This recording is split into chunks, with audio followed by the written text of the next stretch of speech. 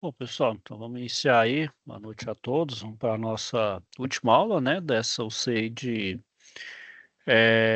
instalação, operação e manutenção de sistemas de refrigeração industrial. Então, a gente está aí praticamente finalizando o nosso módulo específico 2, né, e depois a gente vai partir aí para o nosso último módulo, né, o módulo específico 3, né. Então, quem tiver atividades pendentes, desce das outras UCs, né, tem tempo de fazer as entregas, qualquer coisa o pessoal pode mencionar aí, né? Estou aí no grupo de WhatsApp, pode mencionar de forma particular ou pelo grupo, se vocês acharem melhor, plataforma, então, né, o WhatsApp é mais um meio de comunicação entre a gente aí. Bom, pessoal, então, na aula passada, eu estava falando sobre a recarga de fluido refrigerante, né? Então, quando você faz ali a limpeza, né, faz ali o vácuo, a desidratação, né? E a limpeza ali, a quebra de vácuo com nitrogênio. Testou a estanqueidade, tá ok, não tem nenhum vazamento. Você adiciona o óleo, né? Adicionou no óleo, o compressor, você adiciona também a recarga de fluido conforme a carga, né?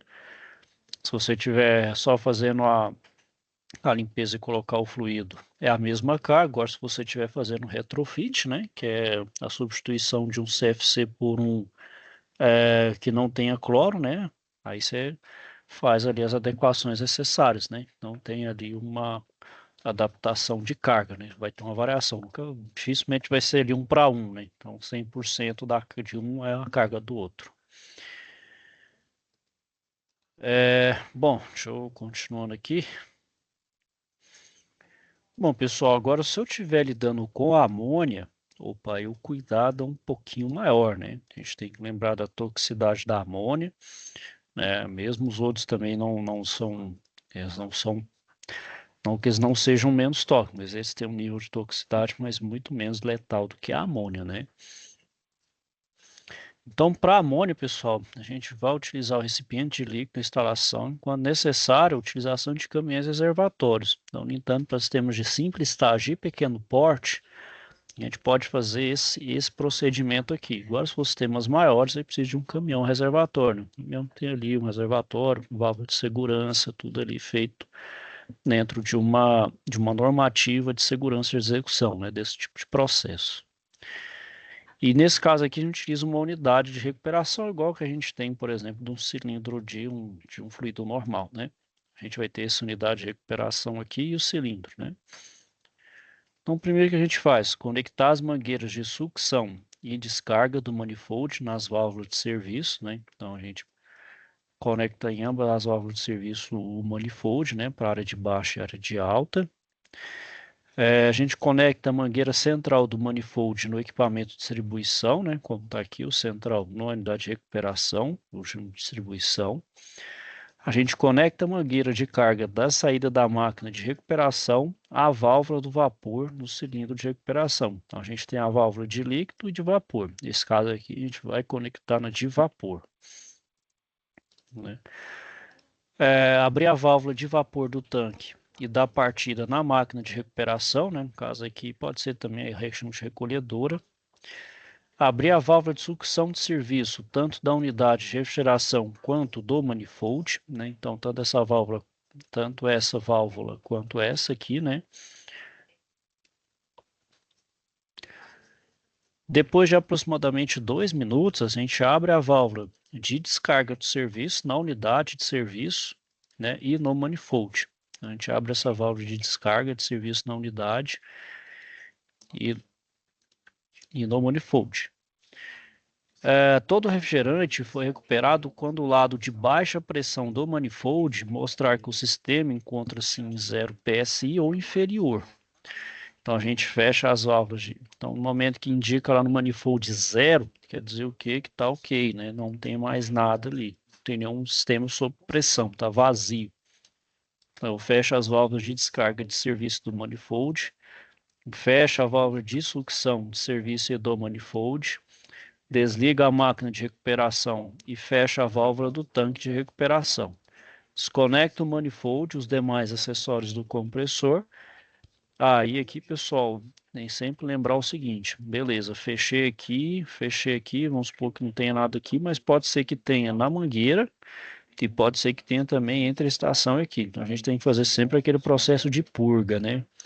Então, por exemplo, então é daqui, né, por exemplo, daqui passando pelo central até aqui, e daqui da recolhedora para cá. Então sempre vai ter um resquício, então tomar cuidado. Principalmente que a amônia, né, da sua toxicidade. Pode sem querer ali desconectar e ainda ter produto ainda dentro, né, da mangueira. E proceder com descarte de fluido que deverá ser realizado por empresas especializadas em reciclagem de produtos químicos, né? Então a amônia ali, por ela ser fácil de fácil obtenção, é um processo relativamente barato, né? Consegue fazer uma reciclagem ali, fazer uma limpeza, uma purificação da amônia. Bom, pessoal, falando dos diagramas elétricos, né, do sistema, né, a gente precisa ter uma orientação, por exemplo, de cada parte, né, o acionamento principal, né, as unidades, por exemplo, as relés, as contadoras, os controladores, né, então você vai utilizar a cor correta, né, então, tudo bem identificado, aqui seguindo a norma, né, então o quadro, quanto mais bem organizado ali, protegido, melhor, né, a gente consegue ter uma noção do que tem aqui sem necessariamente ter que olhar até lá no projeto, né? Esse fio aqui é o quê, né? Esse barramento é de onde? Não tem que ter uma leitura também do diagrama para um bom entendimento também do meu quadro, né? Da lógica. Bom, fazer qualquer inspeção aqui, né, pessoal? É fazer inspeção visual, ver se está tudo certo, os contadores, dependendo, fazer um teste de tensão, de corrente, né? Ver continuidade. Fazer teste ali com alicate amperímetro, né? Ver se ponto quente, uma termografia, ver se o acrílico está protegendo bem aqui, enfim, fazer alguns, o aterramento, se está tudo certo, né? Se não tem nenhuma sujeira, então quanto mais limpo aqui, né? Estiver sem totalmente isento de sujeira, poeira, melhor, né? Utilizar os EPIs corretos, então, por exemplo, capacete, luva, né? Se eu estiver lidando com trabalho à altura, cinto de segurança, óculos de proteção, máscara, se eu estiver operando com amônia, se eu estiver trabalhando, por exemplo, andaime, escada, isolamento elétrico para tubulação, ferramentas, né? Tudo depende do procedimento, né? Bom, fiz ali a manutenção, preciso energizar, né? Então, o que eu preciso fazer? Para todas as ligações internas e externas, tem que se observar a NBR 5410, que fala sobre as instalações elétricas de baixa tensão. Os cabos de alimentação principal, né, e de comando tem que ser de cobre ou alumínio, isolação tipo PVC e temperatura mínima de operação 70 graus Celsius. Verificar a distância máxima entre dois pontos de tensão e especificação das bitolas, né? Então, é o dimensionamento das bitolas, né? Conforme os preceitos da NBS 5410 e a distância mais entre dois pontos de tensão, para não ter o quê? Toque entre fase e fase e gerar o que? O curto-circuito, né? Então, dependendo ali da potência, tem que se aumentar a distância, né? Isso aí então, se eu aumento bastante a tensão, eu tenho que aumentar essa distância. Verificar se as hélices dos condensadores estão livres para o movimento, né? O ventilador ali não tem nenhum fio, nada que impede seu movimento físico. E seguir ali as recomendações do fabricante. Bom, sobre a inspeção nos condensadores, né? Também importante para a melhor eficiência, né, e o funcionamento do sistema como todo. Bom, por exemplo, se o condensador a água ou evaporativo, bom, eu preciso saber da necessidade do tratamento dessa água, né? Ver se essa água não tem ali muita sujeira, ela tem que estar bem purificada, tem que dar dentro também da qualidade que exige a norma, né? Então essa água não precisa estar 100% limpa ou desmineralizada, totalmente destilada. Tem que ter ali pelo menos os ppms corretos de cada um, o nível de pH, alcalinidade, enfim, alguns testes físico-químicos que é conforme a norma, né, a norma ela vai estabelecer com relação à qualidade da água, né? Até para evitar ali incrustações, entupimentos, oxidação, né? Então, para evitar essa perda de eficiência, né? E possíveis vazamentos. E também realizar um procedimento comum de separadores de líquido que opera com a amônia, que é a purga de óleo lubrificante, né? A evitar então que o óleo saia ali do compressor e ande no sistema junto com a amônia, né? Então você faz a purga, que é um monte de ações preventivas e de segurança para execução. E outros processos, pessoal, que são também de grande importância na área industrial, é o TAB, né, que é o teste de ajuste e balanceamento. Eles vão garantir que o sistema opere de maneira adequada. Então, é basicamente o que, que é? É fazer simulações operacionais, ao invés de colocar ainda a pleno funcionamento, fazer alguns pré-testes antes de colocar ele de fato em funcionamento. Então, verificar a alta pressão da descarga, baixa pressão de sucção, baixa pressão diferencial de óleo, alta temperatura de descarga, alta temperatura do óleo e outros sistemas de proteção que porventura o sistema apresente. Então você pode verificar se está dentro de especificado. As alarmes também, você pode fazer os testes de alarme, né, verificar se eles estão funcionando corretamente. Testar ali os diferentes parâmetros para ver se está tudo ok. Está certo? Você ainda vai prever o monitoramento do startup do sistema. Então, você vai predizer a verificação correta do sistema, monitorar, e principalmente monitoramento de vazamento de amônia. Então, é o que exige, né? Que a amônia tem um nível de toxicidade. Na natureza não tem problema, mas para o ser humano ele é fatal. Então, eu preciso ter um bom monitoramento desse sistema de amônia, né? Então, tem que capacitar, né? Então, todo o pessoal que opera essa parte de sistema de amônia são devidamente capacitados, né? Porque é um sistema crítico, né, pessoal? Um sistema crítico que ceifa mesmo vidas humanas, não é crítico, né? Então, sempre dá o exemplo do último acidente aí que eu tenho conhecimento, que foi na unidade da BRF aqui em Rio Verde, no interior aqui de Goiás, né? Que provavelmente foi notícia nacional e vieram a óbito, né? Até um professor que dava aula aqui na unidade de Rio Verde, né, lá no sudoeste goiano, ele dava aula também no Senai e era engenheiro de manutenção lá, então ele disse que foi bem complicado, né? Não foi uma coisa bacana, né? Felizmente, que teve aquela falha, né?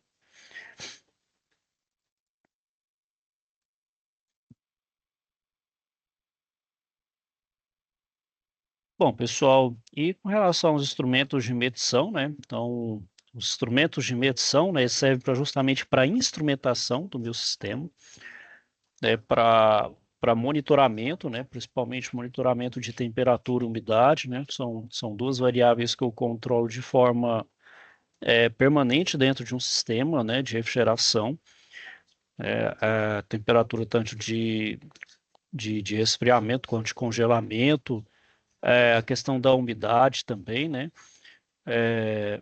Principalmente verificar a quantidade de vapor para geralmente ali controlar a umidade, né? Verificar também velocidade do ar, né? O ar que está, por exemplo, sendo insuflado ali pelo evaporador, a temperatura de evaporação, temperatura de condensação, a pressão de alta e de baixa. Então, são ali variáveis que você controla para poder acionar o sistema, para poder ligar ou desligar, né, para manter a melhor eficiência energética e também a questão da segurança, né? Então, estou lidando com um sistema de amônia, opa, vamos monitorar aqui, né, 24/7, vazamento, né? Se tiver uma diferencinha de pressão, por menor que seja, opa, amônia vazando. Então, evacuar, então é alarme, fazer rota de fuga e pessoal especializado intervir, né? Bom, e outro também, pessoal, um instrumento que é capaz de medir a temperatura de bulbo seco e bulbo úmido e umidade relativa é o termohigroanemômetro. Ele mede, tá vendo? Ele olha tudo, né? Então ele olha toda essa parte de umidade, temperatura de bulbo seco, bulbo úmido e também de velocidades do ar. Por exemplo, componentes de pressão também, a gente pode utilizar o manifold, né? Que utiliza ali para pular de pressão de alta e de baixo, sem necessidade, por exemplo, desconectar as conexões do instrumento. Os manifolds, né? Esse aqui é o, vamos dizer assim, é o clássico, né? É o popular que a gente tem, o padrão dos primeiros aí, né? Onde ele tem a área de baixa e de alta, o visor de líquido aqui, a terceira mangueira. A gente tem o digital, né? Então aqui a gente tem a parte de pressão e temperatura de alguns fluidos, não todos, e a gente tem o digital, né? O digital ele é mais prático, ele vai ter vários fluidos na memória, você seleciona qual lá, ele já ajusta, né? Já fala, esse aqui é o R410, é o R134A, e ele vai já dar os parâmetros ali de alta e de baixa. Para medição de corrente elétrica e tensão, a gente utiliza os multímetros, o alicate amperímetro, certo? Hoje foi mais aí para finalizar a aula de hoje. É, o Roberto aí, Vinícius, vocês têm alguma dúvida aí, questionamentos? Não, tá tudo ok. Tudo certo? Com relação às atividades aqui, Roberto, Vinícius, tudo ok? Se tiver alguma dúvida, dificuldade, não só dessa como das outras vocês também, Um pouco de dificuldade, mas estudei bastante e concluí. certinho? Beleza, então ótimo. Isso também tudo certo. Bom, pessoal, então, eu mostrei aqui, deixa eu ver se eu tenho, aqui se eu mostrei, aqui rapidinho, só finalizar aqui, deixa eu ver se eu tinha.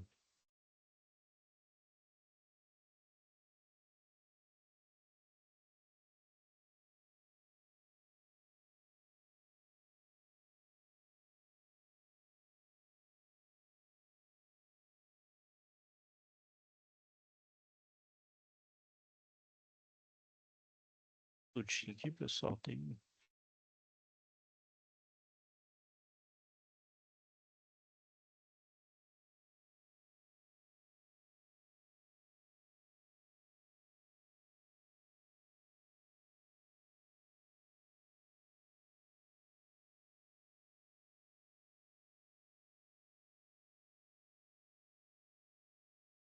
Eu tenho esse procedimento aqui, pessoal, a gente gravou inclusive lá aqui na unidade nossa aqui de Goiânia,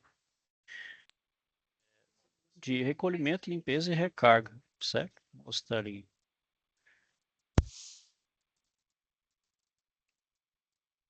Olá, estudantes. Tudo bem?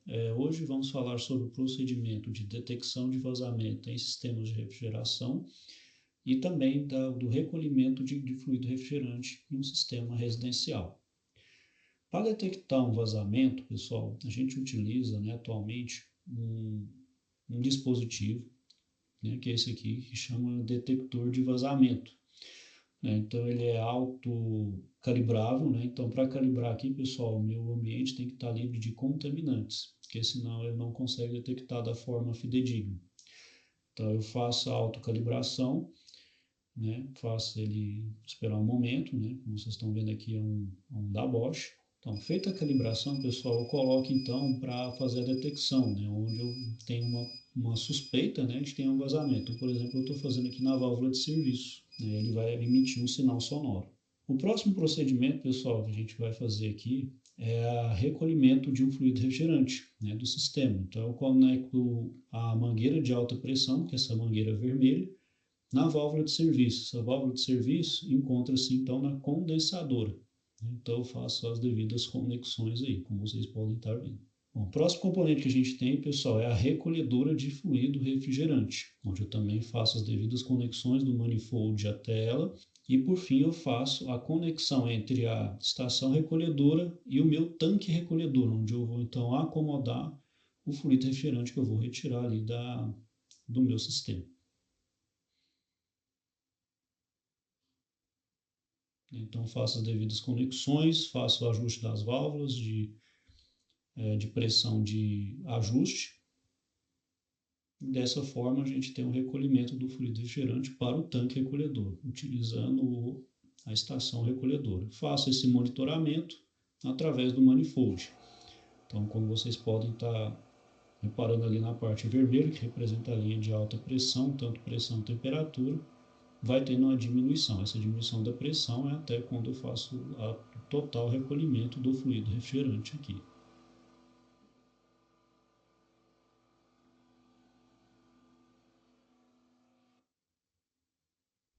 Então, feito o recolhimento, pessoal, eu faço então o fechamento das válvulas na condensadora, na minha válvula de serviço e no tanque recolhedor e nos demais componentes. Eu desligo então a minha estação recolhedora e faço a retirada dos componentes.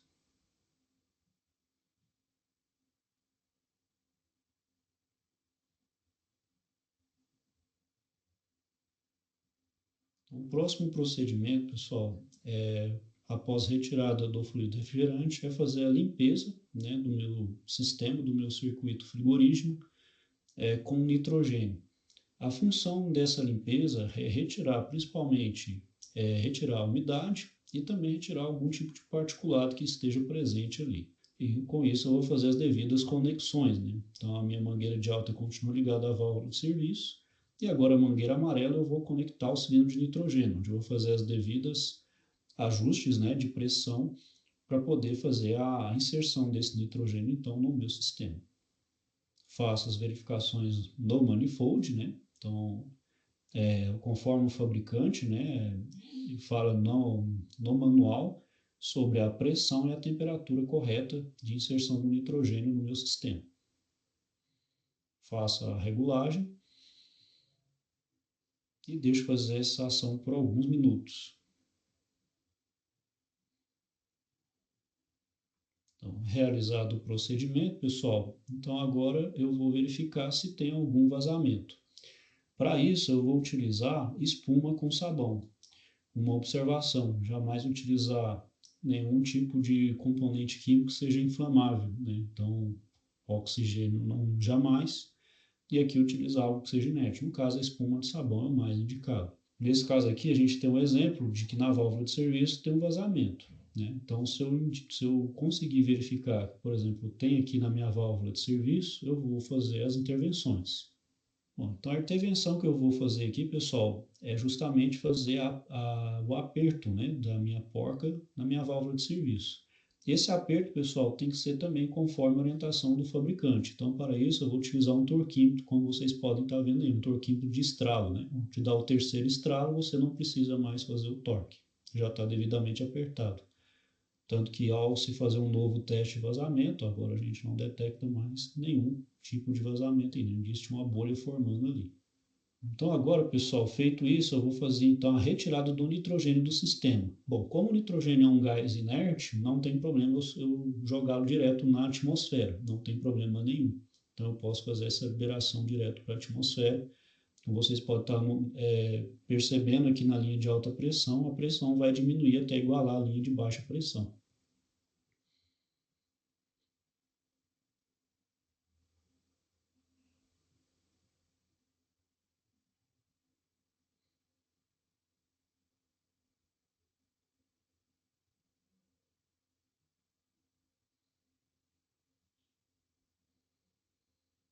Bom, após tirar então o nitrogênio, pessoal, a gente retira a válvula da válvula de serviço ali, né, do manifold.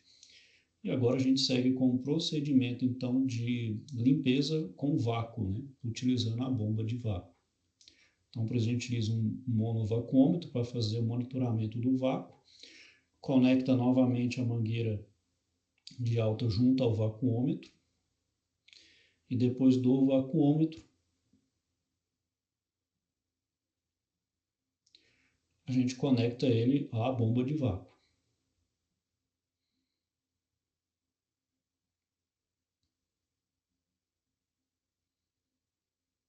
Então faço a devida conexão ali na bomba de vácuo. Ligo o meu vacuômetro, né, onde ele vai indicar então o vácuo que está aplicado atualmente. Aciono a válvula, as duas válvulas, e inicio o meu processo de limpeza com o vácuo.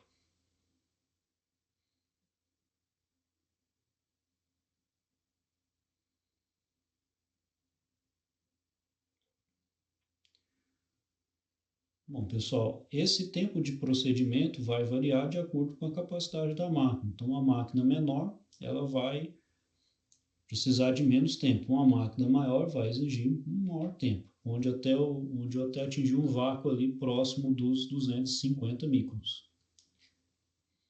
Atingiu esse vácuo, então eu posso então finalizar o meu procedimento.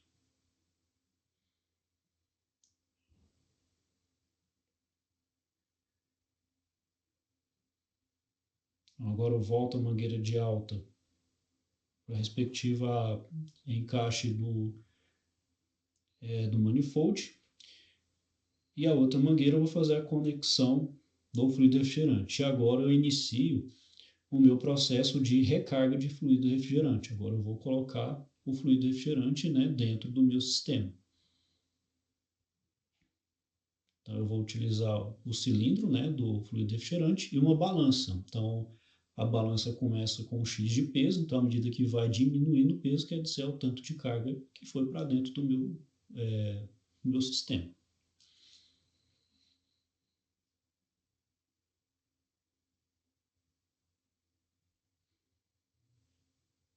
Então ajusto o meu manifold.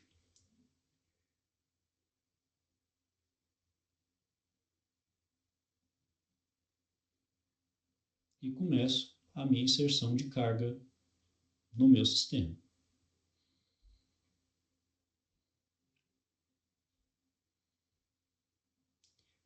Esse aparelho aqui, pessoal, é um modelo da Trane, vai dar em torno de 2,5 kg de fluido refrigerante. Pode dar uma variada para mais ou para menos, conforme a tolerância estipulada pelo fabricante. Né? Não precisa ser rigorosamente aquela carga que é estabelecida. Pode ter uma variação sem nenhum prejuízo de funcionamento, de rendimento do sistema.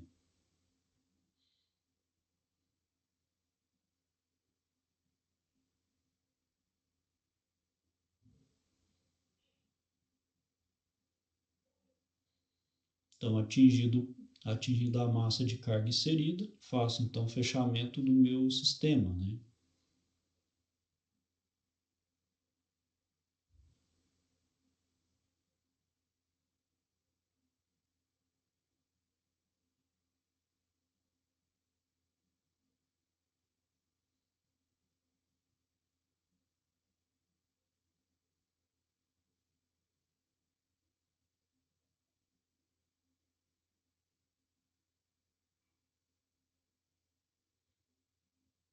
Bom, feito isso, pessoal, agora eu faço um teste de funcionamento. Verifique então se está atingindo a temperatura que a gente programa, né, para ver se está tudo dentro do conforme, né, tudo dentro do que foi planejado. Então faço a desmontagem, fecho então a válvula do meu cilindro de gás refrigerante, faço as verificações no manifold, né, para verificar se está dentro dos parâmetros também, né, conforme o fabricante determina. E algo deve ser observado também, pessoal. Quando a gente faz a recarga, tem que se lembrar que o fluido refrigerante vai estar dentro do manifold e dentro das tubulações aqui das mangueiras. Então, eu tenho que levar em consideração essa diferença também e fazer com que esse fluido refrigerante volte para o cilindro, de forma que eu não perca ele dentro das mangueiras. Isso que se soltar na atmosfera pode ter algum problema, principalmente ambiental e também de toxicidade, né, para o usuário, para quem está fazendo a operação. E com isso, pessoal, a gente faz então o desmonte do processo. Então, eu desconecto as mangueiras e verifico se está tudo funcionando corretamente, né? O acionamento no condensador e no evaporador se está fazendo a climatização correta.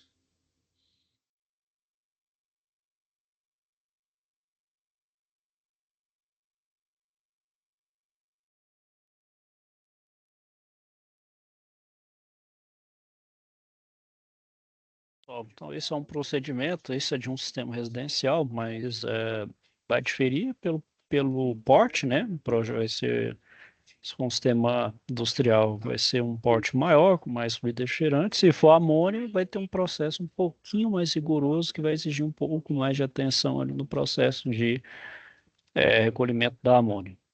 O restante é bem parecido aí. Bom, Roberto, Vinícius, vou finalizando aqui por hoje. Se tiverem algum dúvida, questionamento, me procurem. Sobre as outras, vocês, mais uma vez, eu reitero aí das entregas. Se tiver alguma dúvida também das vocês anteriores, só me procurar. Bom, desejar a vocês uma boa noite, fiquem com Deus e até a próxima. Até, boa noite. Tchau.